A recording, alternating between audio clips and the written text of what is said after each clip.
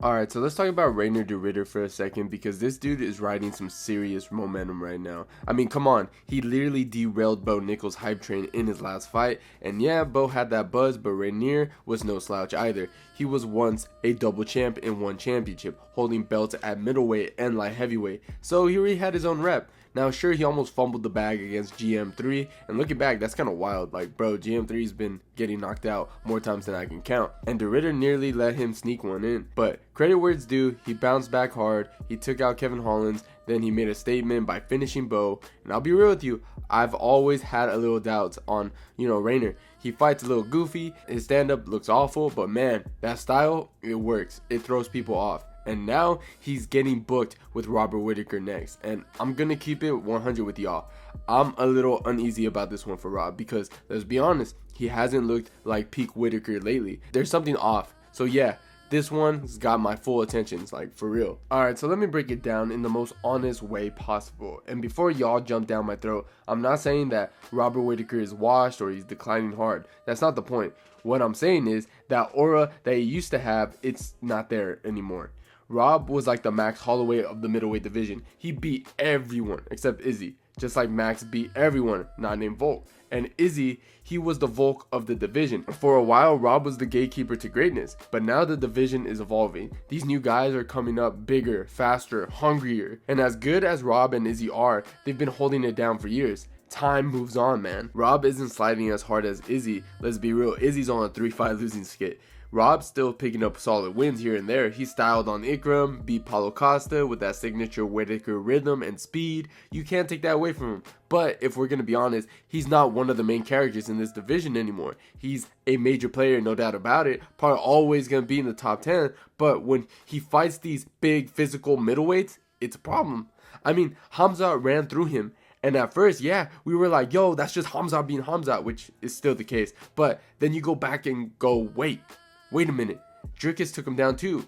And that's when it started clicking for me. Rob has always had an issue when the guy across from him has the size and pressure advantage. Now fast forward to the De Ridder fight. Man, Reinier looks like a light heavyweight, because he literally was one. He's huge, he's awkward, and if he can get on top of Rob, that could be a real problem. I'm not counting Rob out, but I'm definitely not feeling as confident in him as I would have 3 or 4 years ago. And like I mentioned earlier, that's what makes this fight so damn interesting. It's not just about Rob maybe not being the same version of himself anymore. It's about what Reinier De Ridder actually brings to the table that actually makes this sketchy for Robert Whittaker. Because look, like I said earlier, De Ridder is big. The dude looks like a natural light heavyweight, and that's not exaggerating at all. He literally held the 205 belt in one championship. Now he's bringing that size down to middleweight, and that's not something that Rob has historically done well with. Every time he's in there with one of these next-gen middleweights who are physically imposing guys like Hamza and Dricus, he gets pushed around a bit. It's not that Rob's not skilled, it's that when someone has that frame and that ability to impose it, it cancels out a lot of the things that makes Rob special. And De Ridder, he's not just big for the sake of being big, he knows how to use it. His grappling is serious. I mentioned it earlier, he's not some random dude with jiu-jitsu credentials. The guy is actually dangerous on the mat. He doesn't just shoot for takedowns and sits in guard, he gets to dominant positions fast, and once he's there, it's smothering. He submits legit competition. He's awkward, but it's functional. Speaking of awkward, his striking isn't going to win him any style points, but like I said earlier, sometimes that goofy style actually works, especially against someone like Rob who thrives on rhythm, range, and timing. De Ridder throws that off.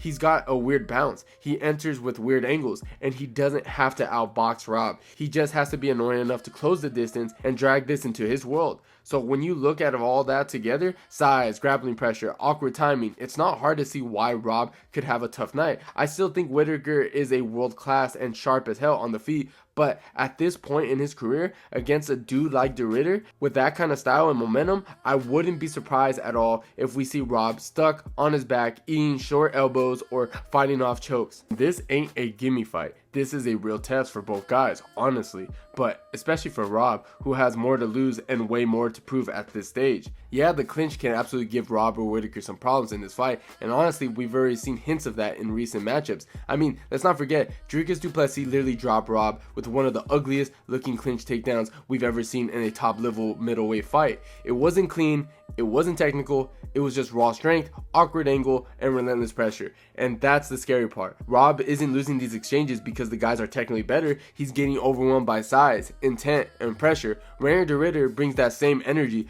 but way more grappling polish. Inside the clinch, De Ridder isn't just hugging you against the cage. He's active. He's consistently working, digging for underhooks, framing, changing levels, and attacking with knees, foot sweeps, trips, and positional advance. And because he's so damn long, he can wrap you up and start dragging you towards the mat with that classic body lock. And you see, that's the scary part. Even if it looks slow or awkward, it works. He doesn't need clean double legs. He needs you off balance for a second, and then boom, you're on your back with the dude the size of a 205er on top of you. And like I said earlier, once Rob gets stuck in those spots, especially along the fence, it's hard for him to explode out. His whole game starts to dull. The striking advantage fades, the footwork slows, and now he's playing defense. De Ridder's the kind of guy who could turn this into a slow, suffocating grind. And if Rob isn't careful, that's where the fight can get away from him. Not with one big shot, but with the accumulations of pressure and control from position that Rob had real trouble with lately. But in the same time, I'm going to keep it real. I don't think De Ridder is just going to walk through Robert Whittaker. Let's not get it twisted. Rob still has a lot of tools that can absolutely make this a competitive fight. Like I said earlier, he might not be the main character of this division or one of the main characters of this division anymore, but he's still dangerous, especially in the first couple of rounds when he's fresh, bouncing, and reading your patterns. One thing that Rob has always done well, and I think it's still going to be a big factor here, is that blitz style offense. You know what I'm talking about? That quick jab, feint, then boom, he's inside with that right hand, a head kick, and he's gone before you can reset. It's sharp, it's clean, and when he's in rhythm, he can touch you up without overcommitting. Against someone like De Ridder, who's kind of stiff and awkward in the striking department, that can be a real weapon early. Rob's gonna have to use his speed, angle, and those inside-out bursts to keep De Ridder from setting into any sort of clinch or grappling range. And honestly, Rob's footwork might be the single biggest thing that keeps this fight competitive. He's not the type of guy to stand in front of you and brawl. He's consistently moving, circling, feinting, keeping the guys from getting a read. That's frustrating grapplers. It messes up their timing, and if De Ridder has trouble cutting that cage off or can't close the distance cleanly, he can get pieced up for a couple rounds. But with all that being said, I wouldn't be surprised if De Ridder ends up intercepting Rob the same way Dricus did. That's the risk with the blitzing. If the guy has the reach and the timing, he can clip you mid-entry. And Reinier De Ridder's got those long limbs and those weird rhythm that can catch you slipping. We've already seen Rob run into that wall before, and De Ridder's length is very, very real. And it doesn't help that Rob's chin just isn't what it used to be, man. Like, we've seen him get rocked way too easily in recent fights, and it's starting to become a pattern, and I think that's scary against a guy in De Ridder. And man, let's cut the noise on this idea that Rob's grappling is some bulletproof, unbreakable wall, because it's really not. I get it, it's hard to take him down in open space. He scrambles well, he moves well, but if Dricus du Plessis can drag him down and hold him there, what do you think Reinier De Ridder is going to do? Like, bro, go back and watch that Dricus fight. Rob couldn't even get back up, and we're not talking about some Olympic wrestler pinning him down. Dricus just muscled him down, locked him in an ugly clinch, and dropped him. And the next thing you knew,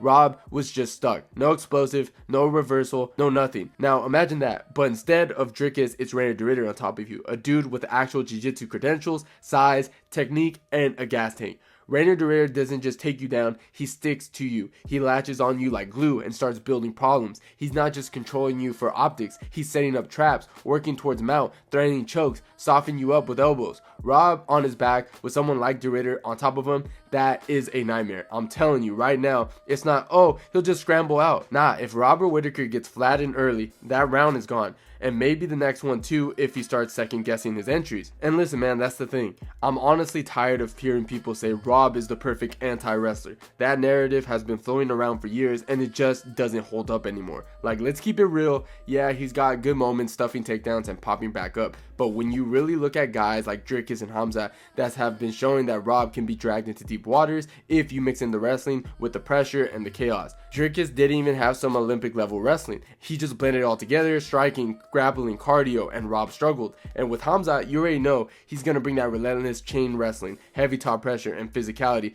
that Rob has been having more and more trouble with dealing with. So now he's not some untouchable wall when it comes to his takedown defense. That whole anti-wrestler label feels outdated now, let's be real. So yeah, Rob can make it competitive. He'll blitz in, he'll land clean, he might even bank around, who knows. But if Reinier De Ridder can get his hands on him, press him to the cage, drag him down like Dricus did, but actually knows what to do once he's there, it could spiral real fast. And man, I hate to say it because I love Rob. Like legit, man. Like he's one of my favorites, but I gotta keep it real. I'm not gonna sit here and be biased just because I'm a fan. I'm the type of guy who calls it how I see it, even if it stings a little. And right now, that ain't a walk in the park for Whittaker. And listen, man, I wish it was. I want to say he's going to put on a clinic and bounce back. But when you actually break it down stylistically, physically, momentum-wise, the fight's a problem. And if you're going to be honest with yourself and not just ride the nostalgia train, you'll see it too.